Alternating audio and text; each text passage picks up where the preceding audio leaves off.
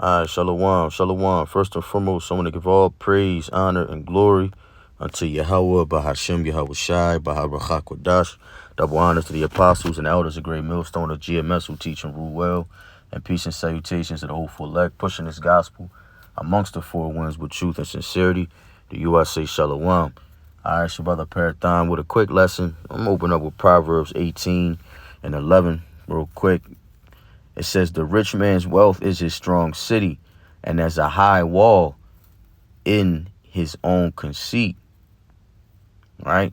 The rich man's wealth is his strong city, and as a high wall in his own conceit. And that's plain. But who's the rich man? Right? The bloody man. Esau, Edom, the so-called white man. All right, the red men that the Bible speaks of, the wicked. You so-called Negroes, Latinos, Native Americans, Seminole, West Indians, and Haitians of that legendary bloodline, God's chosen people of the Bible. We are the apple of the Lord's eye, man. Lord willing, we endure unto the end. We are the chosen, the first fruits. All right, so Esau's blessing is the sword. His blessing was the sword, and his blessing was the fatness of the earth, to live and die by the sword, and in the fatness of the earth. Real quick, let me see. What's that? 39 and 40.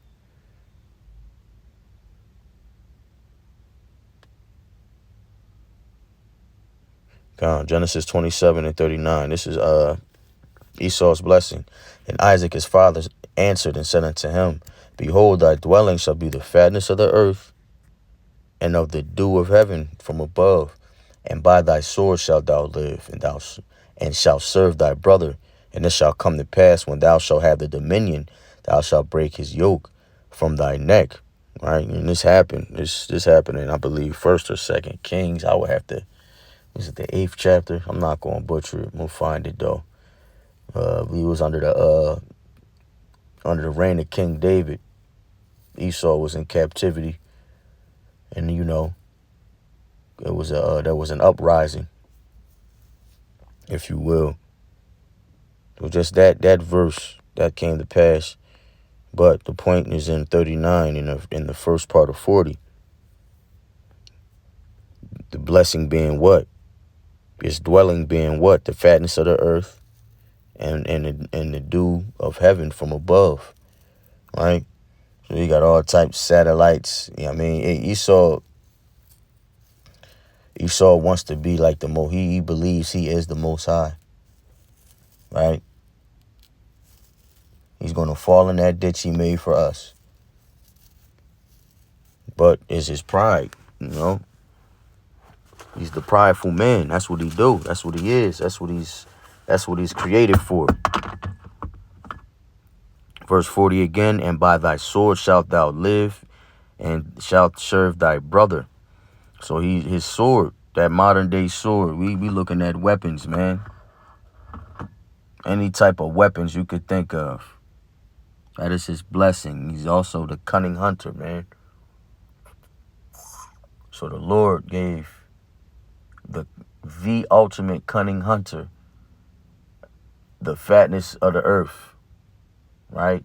He blessed him with that. The earth is given into the hand of the wicked, Job 9:24. So this place is his playground, pretty much. So we can let's get back on topic. So we know that the rich man, the rich fool, his blessing is the fatness of the earth and the sword. Right? And we're going to segue back into Luke 12 to that parable to tie everything together and to finish that up. In fact, before we go there, let me jump to Psalms 49 and verse 6. It says, they that trust in their wealth and boast themselves in the multitude of their riches, none of them by any means can redeem his brother, nor give to the Most High a ransom for him. Right, the point is in 6. They that trust in their wealth and boast themselves in the multitude of their riches, right? You can't cheat life. You can't buy it. You can't Salak is cheat life. You can't cheat death with a check. Right? The Lord operates outside of this fiat currency that he created for Esau to play around with. Right? And he operates outside of time. So it was beautifully put how it says you can't redeem his brother, because that was, as it says in 8, that was something precious to redeem the brother, the soul of your brother, man. To get him out of bind. It's a form of charity, a form of alms. Plus, you want your brother free. You want your brother out here putting work in with you, man. All right, I'm going to jump down to verse 11. It says, their inward thought is that their houses shall continue forever, and their dwelling places to all generations. They call their lands after their own names. And this is what he does. He conquers and renames the place. He puts his stink on it.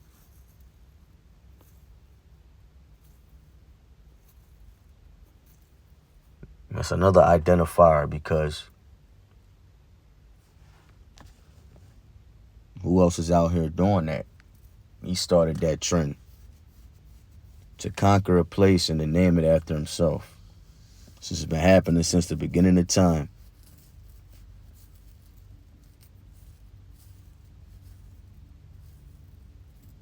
All right, let's jump to Luke real quick, man. Jump to Luke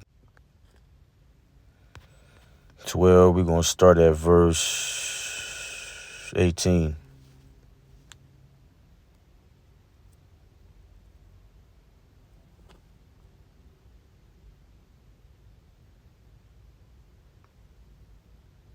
Con. It says, and he said, let's start 17. He says, and he thought with himself, saying, what shall I do? Because I have no room where to bestow my fruits. And he said, this will I do. I will pull down my barns and build greater, and there will I bestow all my fruits and my goods. And I will say to my soul, thou hast much goods laid up for many years. Take thine ease, eat, drink, and be merry. All right, so it's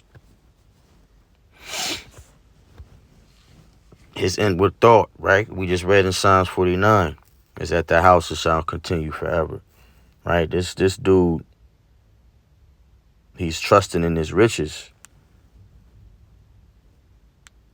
right? He's taking time. He's taking the Lord for granted. He's almost expecting to live tomorrow, but he had a rude awakening, and we'll get to that. We're going to bring some precepts out to build up to it. First, we can start with, let me grab real quick. Let me hit Proverbs 27:1. Boast not thyself of tomorrow, for thou knowest not what a day may bring forth. And that's plain. We don't know what are we talking about tomorrow for? We not even through the day. What's the one? Evil is sufficient for the day thereof, roughly paraphrasing, right? Tomorrow will come with its own evils, right? So we just focus on the evils and the things we got to deal with today until we get through it, right?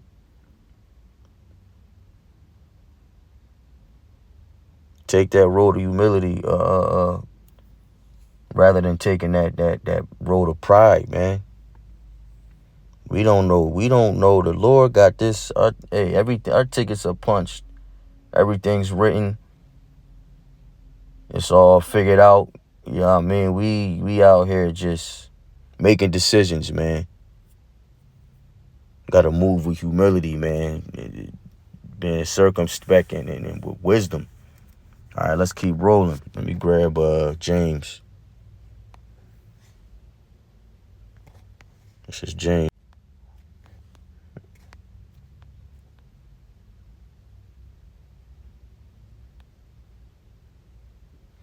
And 13, go to now, you that say, today or tomorrow we will go into such a city and continue there a year and buy and sell and get gain, or tear down barns and build bigger because you don't know where to bestow your fruits, right?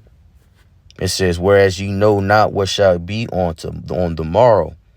For what is your life? It is even a vapor that appeareth for a little time, and then vanisheth away.